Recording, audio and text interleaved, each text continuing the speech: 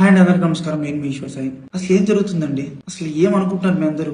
రకరకాలుగా ట్రోల్ చేస్తున్నారు, రకరకాలుగా మీడియా వాళ్ళు రకరకాలుగా ఇష్టం వచ్చినట్టు ఉన్నది లేనిది ఏది పడితే అది రాస్తున్నారు. అసలు ఏమనుకుంటున్నారు? నేను ఆల్రెడీ క్లియర్గా చెప్పాను కదండి, మేము తప్పు చేశాము. ఆ తప్పు ఏంటి? మేము ఎమోషనల్గా కనెక్ట్ అయ్యాము అని చెప్పాను. ఎమోషనల్గా కనెక్ట్ అవ్వడం అంటే మీ దృష్టిలో ఏమనుకుంటున్నారండి? అసలు ఆ రోజు అక్కడ ఏం జరిగింది?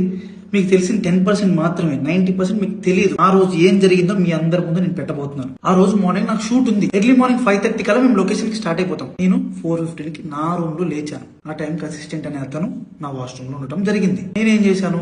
నేను మాధురి రూమ్ కి వాష్రూమ్ యూజ్ చేసుకోవడానికి నేను వెళ్ళాను. ఆ టైంకి నాకు మాధురికి ఆ లీనియన్స్ ఉంది. మీకు ఆల్రెడీ చెప్పాను కదా, మేము ఎమోషనల్ గా కనెక్ట్ అయ్యామని చెప్పి. నాకు మాధురికి ఆ లీనియన్స్ ఉంది కాబట్టి నేను ఆ రూమ్ కి వెళ్ళి డోర్ నాక్ చేశాను. ఆమె రూమ్ డోర్ ఓపెన్ చేసింది. ఆమె రూమ్ డోర్ ఓపెన్ చేసి నేను డైరెక్ట్ వాష్రూమ్కి వెళ్ళిపోయాను. ఆమె క్యాజువల్ గా ఆమె రూమ్ డోర్ లాక్ కూడా చేయలేదు. రూమ్ డోర్ ఓపెన్ లోనే ఉంది. ఆమె క్యాజువల్ గా బెడ్ మీద కూర్చొని ఫోన్ యూజ్ చేస్తుంది. అదే టైంకి మా వైఫ్ వాళ్ళకి ఎవరో రాంగ్ గైడెన్స్ ఇచ్చారు, ఎవరో అనుమానాస్పదంగా ఏదో చెప్పారు. ఆ టైంకి సేమ్ రూమ్ కి వచ్చింది. రూమ్ డోర్ ఓపెన్ లోనే ఉంది.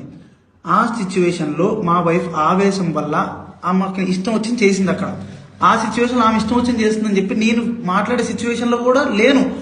ఆమె నేను ఏం మాట్లాడినా సరే ఆమె నాకు రివర్స్ అయిపోతుంది. అసలు స్కోప్ కూడా ఇవ్వట్లేదు, మాట్లాడే గ్యాప్ కూడా ఇవ్వట్లేదు. ఆమె ఆవేశంలో ఏదేదో చేస్తుంది. ఆమె వెనుకున్న రకరకాల వీడియోలు తీస్తున్నారు, రకరకాల బూతులు. మా వైఫ్ కి ప్రీవియస్ గానే నా మీద చాలా అనుమానం ఉంది. అక్కడికి వచ్చే టైంకి ఆ సిచ్యువేషన్ ఇదంతా చూసేటప్పటికి ఆమె అనుమానం నిజమైంది అని ఆమె అనుకుంది. ఈలోపు ఆ వెనుకున్న వ్యక్తులు ఎవరైతే ఉన్నారో ఆ విషయాలని అతను ఎవరు నాకు కూడా తెలియదు. వెనుకున్న వ్యక్తులు అసభ్యకరంగా మాట్లాడటం నేను అప్పటికే ఆమెకు చెప్తున్నాను, ఆపుతున్నాను. గొడవలు కాదు, కొట్టుకోకండి, కూర్చొని మాట్లాడుకుందాం అని క్లియర్ గా నా భార్యకి నేను సందేశం చెప్పడానికి ట్రై చేస్తున్నా కూడా ఆమె వినే పరిస్థితిలో లేదు. నేను ఒక్క మాట మాట్లాడుతుంటే ఆమె 4 దెబ్బలు కొట్టేటట్టుగా ఉంది. ఆ వైఫ్ ఏం జరిగింది నన్ను పట్టుకొని కొట్టి అడుగుతున్నా సరే నేను కామ్ గా ఉండటానికి రీజన్ అక్కడ వాళ్ళందరూ వీడియోస్ తీస్తున్నారు.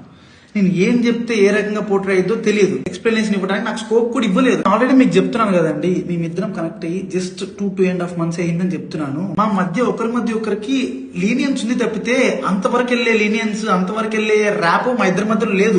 మేము ఇమోషనల్ గా కనెక్ట్ అయ్యాం, ఇమోషనల్ గా మాట్లాడుకుంటాం అంతే తప్పితే మేము అంత దూరం మేము ఎప్పుడు వెళ్ళలేదు, వెళ్ళాలని కూడా మేము ఎప్పుడు అనుకోలేదు. అలాంటి క్యారెక్టర్ ఆ అమ్మాయి అస్సలు కాదండి. అమ్మాయి చాలా రెస్పాన్సిబుల్ పర్సన్.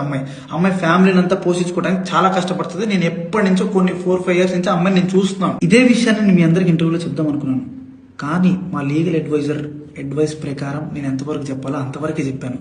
అందులో కూడా నేను మీకు క్లియర్ ఎక్స్ప్లెయిన్ చేశాను. మీ అందరికి 10% మాత్రమే తెలుసు, మిగతా 90% మీకు తెలియదు, మీరు చూడలేదు. ఇలాంటి సిచ్యువేషన్లోనే ఒక మనిషికి పానిక్ అంటే ఏంటో అర్థమవుతుంది. ఆ సిచ్యువేషన్ లో ఏం మాట్లాడితే ఎవరు ఎట్లా రిసీవ్ చేసుకుంటారు అనేది తెలియదు. నేను చాలా క్లియర్ గా చెప్తున్నానండి, మా ఇద్దరి మధ్యలో